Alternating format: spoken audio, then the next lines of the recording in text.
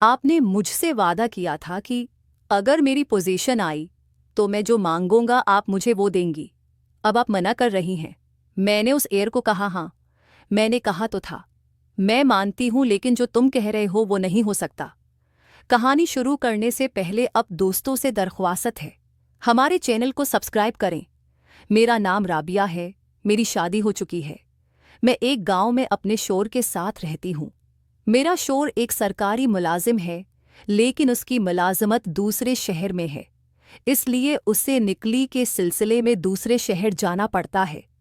मैंने अपने शोर से कई बार कहा है कि आप कोई और जॉब ढूंढ लें। हमारी नई नई शादी हुई है और मेरा उस तरह आपसे दूर रहना मुझे अच्छा नहीं लगता, और अभी तो हमारी नई नई शादी हुई है।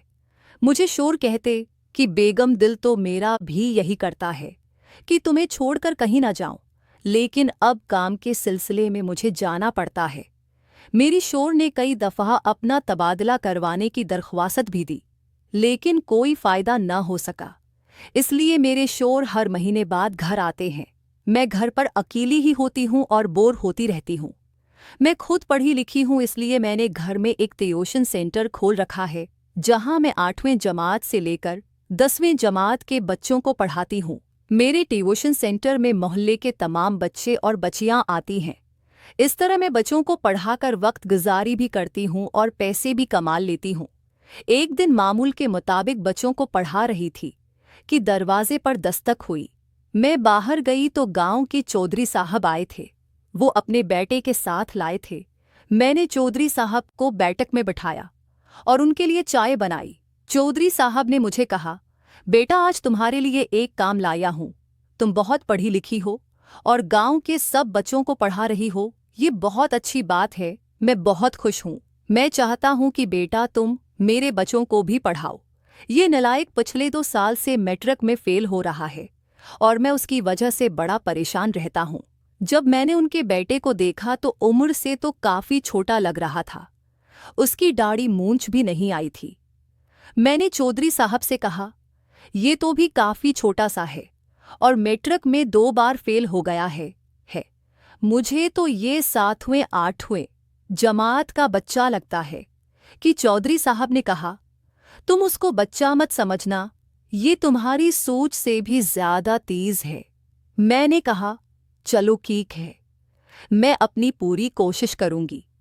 अगले रोज़ से अज़ीर ने अकेडमी आना शुरू कर दिया। पहले 2-3 दिन तो सब कुछ ठीक था, लेकिन उसके बाद उसने शरारतें करना शुरू कर दी। कभी किसी को छेड़ता तो कभी किसको तंग करता। उसने 2 हफ्ते के अंदर ही उधम मचा दी। उसने सबकी नाक में दमका रखा था, लेकिन दिन ब दिन उसकी शरारतें बढ़ती ही जा रही थी।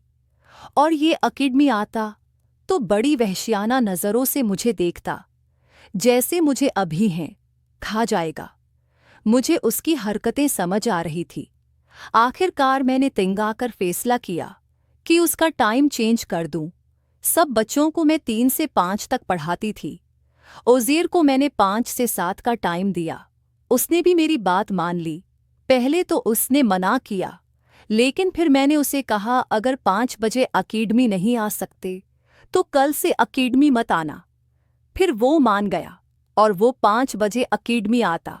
अब उसने अपनी हरकतें मुझ पर आजमाना शुरू कर दी।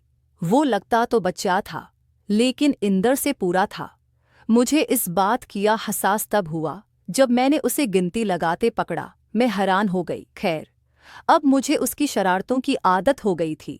मुझे खुद अकेलापन इंदर से खा रहा था, लेकिन मैंने अपने आप को कंट्रोल किया। मैंने उज़ीर को समझाया कि बेटा अपनी पढ़ाई पर तोजा दो और ये हरकतें बंद कर दो, लेकिन वह बच्चा नहीं शैतान था। एक दिन मैंने खूब गांता तो फिर वो काफ़ी देर तक सुकून से बैठा रहा। उसने रोने वाली शक्ल बना ली। मुझे काफ़ी दुख हुआ, क्योंकि आज तक मैं किसी पर ऐसे चढ़लाई नहीं थी।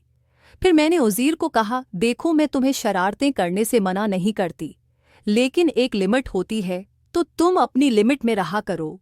मेरे सब पता है तुम क्या चाहते हो। मैं कोई बच्ची नहीं हूँ जो समझ ना सकूं। तुम पढ़ाई में भी ज़ेरो हो और ऊपर से ये हरकतें। इतने में उज़ीर ने कहा, टीचर अगर मैं प्रसन्नों के टेस्ट में फल मार्क्स ले आया